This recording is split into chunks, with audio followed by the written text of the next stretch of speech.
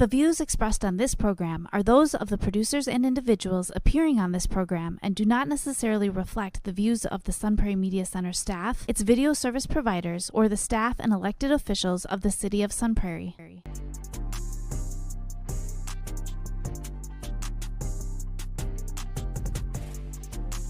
You are now watching the Alan and DJ Show.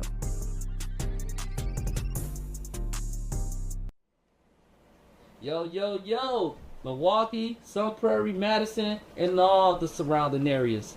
Y'all know what time this is. Welcome to the Alan and DJ TV show program. And I'm Alan. And this is your boy DJ. DJ, how you doing, man? I'm doing good, man. How about yourself? Ah, man, I'm good. And I got a lovely, lovely special guest next to us today.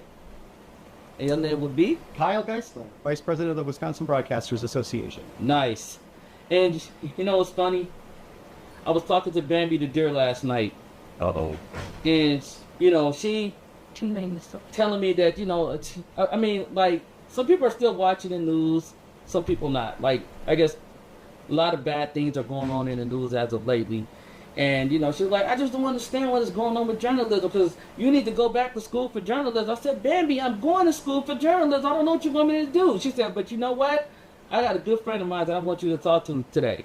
And she hooked me up with my great old friend, Cal Geisler. So with that, and also without further ado, let's bring it to you the way that the Alan and DJ show know how to bring it to you. So Cal, my good friend, my first question to you would be, how are local broadcaster news organizations adapted to like their business models? I guess like to ensure like financial stability in a current like media landscape. Well, broadcasters always have been and still remain very financially strong. Nice. There's certainly a lot of attention on all the other platforms that divide people's attention these days with all the social media platforms, Okay. everything on your phone and video games. So yeah, there's a lot more demand on attention. But what our broadcasters bring to the table and what they offer their local communities is local information, and that's something that's reliable local information. That's something that's hard to find on platforms, and you can tune into a local radio station or a local TV station and be confident that what you're hearing is the truth and is very relevant to you in your local community. Sounds good. All right. My question to you, Carl, is what impact has the shift to digital platforms has on advertising revenue for local stations, and what strategies are being implemented to mitigate these effects? Well, just like the news, there's a lot more opportunities for advertisers too. So it's kind of the same story on both sides in terms of the content and the audience and the advertising model in the audience. So yes, there's a lot more ways for an advertiser or business to get the word out now. Sure. And so yes, there's more competition for local broadcasters, but they're trying to mitigate that by being in all of those spaces too. So if you go to a local broadcaster, yes, they can probably get you time on the air, they can get you time on their website, they can get you, they may be able to sell you time on OTT over the top. So they're diversifying their options as well. So a lot of sales departments are really one-stop shop. So yes, you can get on the air by going to a local TV or radio station, but they can also get you on social media. They can also get you on the web. They have, they're more and more offering you a full suite of options for reaching the local audience. And they know that local audience, so they're really a great resource for advertisers locally. All nice. Well, Kyle, my question to you would be, so are there any like new revenue streams, like maybe like beyond like traditional advertising that could provide success for like Wisconsin broadcasters? Well, advertising is still the primary model for most broadcasters, and as I mentioned, they're looking for lots of different opportunities. There are a lot of news organizations that are new news organizations that are on all kinds of different funding models now. Wisconsin Watch is a great example. They're not a broadcaster per se, but they run primarily on donations and grants, and there's more and more organizations like that out there. But as far as broadcasters go, advertising is still primarily what they do, and it's a model that works for them because they have those close relationships with their local community, and it's those, if you talk to any salesperson, they'll tell you that the job is relationships, and that's the important part of the work when it comes to advertisers and local communities and broadcasters being in the mix. So what they have to do is just stay relevant to those people by offering them, again, that full suite of options for getting the word out. And it's funny that you mentioned that, Kyle. I always say that, I'm like, in order to, make it far in this business, it's all about relationships. Sometimes it's all about who you know. And just feeling like that, any relationship that you're building, that you feel like, hey, like, I can connect with this person, not just so much on a business level, but also just in general, life, whatever case may be, because broadcasting is our life, and I love it out here, like so many broadcasters out here getting like good opportunities. Yeah, relationships are very important. I used to teach journalism students at UW Whitewater, and one of the things I would tell them is, it's the importance of networking when you're in this business, whether you're in sales or content, news, whatever it happens to be. It's a small world, and once you get to know it, you realize how many people know each other. So it's a business where you don't want to burn bridges. No. There are relationships, and the quality of those relationships is it's so key and so important to what you do. Nice. Yeah, Bruce. My question to you, Kyle, is what are the WBA's insights into how audiences are consuming news today, particularly among younger demographics? They're consuming news all kinds of ways. I've got a 16 and an 18-year-old, and they consume news very differently than I did growing up. So, local broadcasters are always looking for ways to be in those spaces and be with the, find where those eyeballs are. It used to be that you went on the air and the eyeballs came to you, right? Now you have to go out and seek the attention. And so, it's become an attention economy. And so broadcasters are learning that, and what comes naturally to the younger generation in terms of understanding that relationship and how that works, that's something that broadcasters are learning.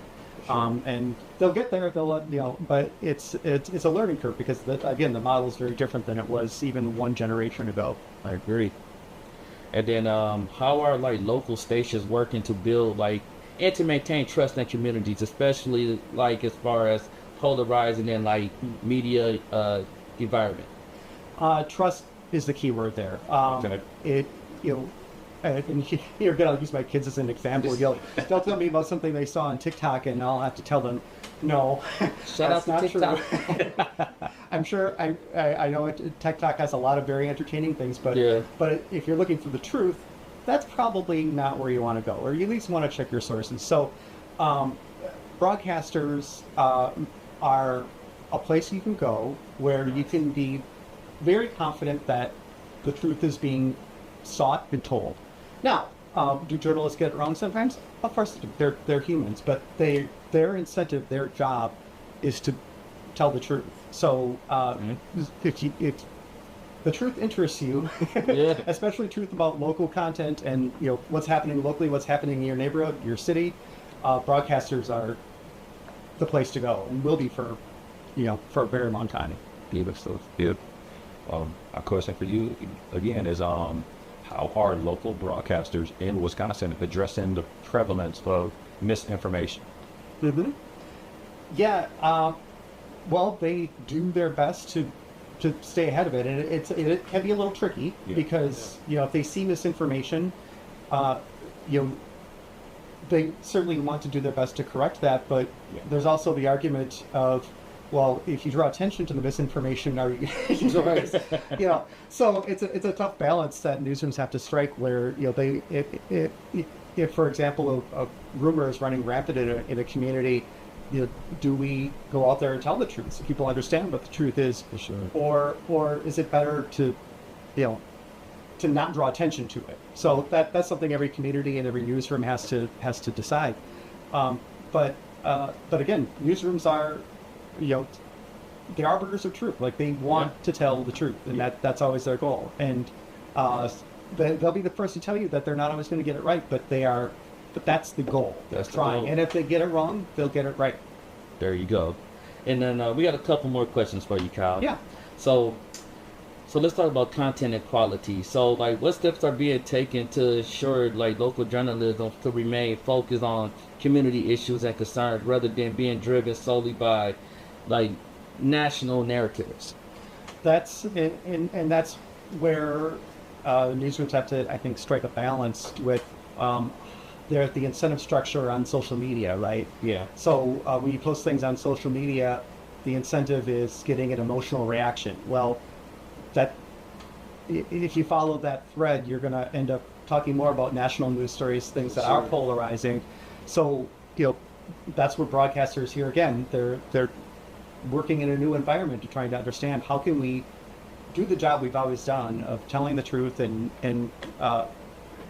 being a reliable source of local information without having to push that boundary of trying to get an emotional response from their audience. So, here again, they're learning, and that we're all learning, but we're all very confident that there's enough of a demand out there in local communities to know the truth and not be interested in just the clickbait stuff. There's a hunger out there. People want to know what's going on, be able to trust the information, and I think again, broadcasters are there to provide that. Sweet, that's good. How are local stations grappling with the ethical consideration and pressures that comes with reporting sensitive and complex stories? That's a good question. Broadcasting is, it's tricky, right? They're trying to sometimes explain very, very complex things in a short amount of time. Sometimes, so they're looking at, and that's not new, right? So that's always been a constraint, but that's one of the positive sides of all these new platforms is there a complex issue? Maybe we should run a podcast on it. You can have a 1 or 2 hour conversation about something and really get into the details. But that's also goes for a website too. So yes, you do 40 seconds of it on the news, and you can refer people online to get all the specific details about something if it gets that complex. And I think part of it is just when something is too complex is acknowledging that and saying like, look, this is we're giving you what we can give you in the context of a brief newscast. There's more to this, and here's how we can help you learn more about it. Okay, sounds good, man. And I just want to tie it in with technology and innovations for our last questions, and I'll let DJ answer one more question for you as well. All right. So what kind of training and resources are being provided to journalism to help them adapt with evolving technological landscapes, news, and production? Well, there's numerous options for training out there. We provide some training. We have webinars. We do live training for journalists. There are institutes out there like the Poynter Institute. There's the Walter Cronkite Center. There's a lot of people out there who provide very affordable, very low costs, and sometimes we offer a lot of free webinars to our members. So there's a lot of training out there. But we also encourage our members to listen to their young employees. A lot of them are bringing in ideas. Yeah. Just because of their age, they have ideas that maybe we haven't thought of. So yes, listen to the young people when they bring ideas, and where we can provide training, we certainly do as much as we can. Sounds good, man. My last question for you is, how are local broadcasters in Wisconsin leveraging new technologies such as AI or artificial intelligence or virtual reality or VR to enhance news gathering and storytelling? That's a complex question. We do hear a lot from our members and talk to them a lot about AI and how they're using AI, and I'll tell you that you're probably going to get a slightly different answer depending on who you talk to. Some are really embracing it and finding ways to use it. Others are not, and have both sides have very good reasons for the approaches they have. But I'll tell you that the ones who are using it with caution. Okay. They'll use it to perhaps help them write something, write ad copy, or perhaps even write a news story, but they don't let AI determine the facts, right? AI might just be cleaning up a paragraph or a sentence here or there, but Yeah. they're not saying, they're not asking AI for facts. They're providing the facts. AI is, in some cases, maybe perhaps helping them just streamline the writing process. Because, if you have experience writing news copy, you know that, yeah, you can do it quickly, but AI can do it quicker. But the truth is very important. And so that's, if they do run something through AI or use AI, it's used on a very limited basis because they want to make sure that no misinformation gets put in there. I don't know if you guys have used AI, but I was just using it in the office here today. I'm like, that's not quite right. Right. So it's useful. It can save time, but it needs to be used with the utmost caution. And our newsrooms really understand that. I mean, a lot of them are getting direction from, corporate levels and getting guidance from attorneys on how to use it and or whether they should use it at all. So I would say that those who are using it cautiously and thoughtfully. Okay. And then Kyle, how can the viewers find you? Like as far as like your social media, or like maybe if they even want to look more to into the whole Wisconsin Broadcasters Association Foundation, all that good stuff. Yeah. So our website is wi-broadcasters.org. You can find us on most platforms if you just search for Wisconsin Broadcasters or WI Broadcasters. We're on Instagram, we're on X, we're on Facebook, we're on Threads, we're on Blue Sky. So we're out there, and we put a large focus on what our members are doing. Okay. So if you visit us there, you're going to see lots of faces and names of what our members are up to. Beautiful. People getting promoted, people getting hired, and Nice. all kinds of exciting news about the industry in Wisconsin. I love it. And you guys are now watching the Alan and DJ TV show program. You can find us at the Alan and DJ show on YouTube.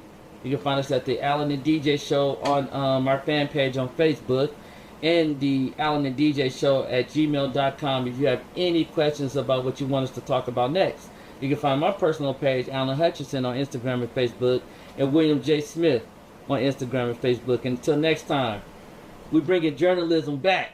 And I know I can do that because I got my good friend Kyle Geisler with me and DJ to back me up.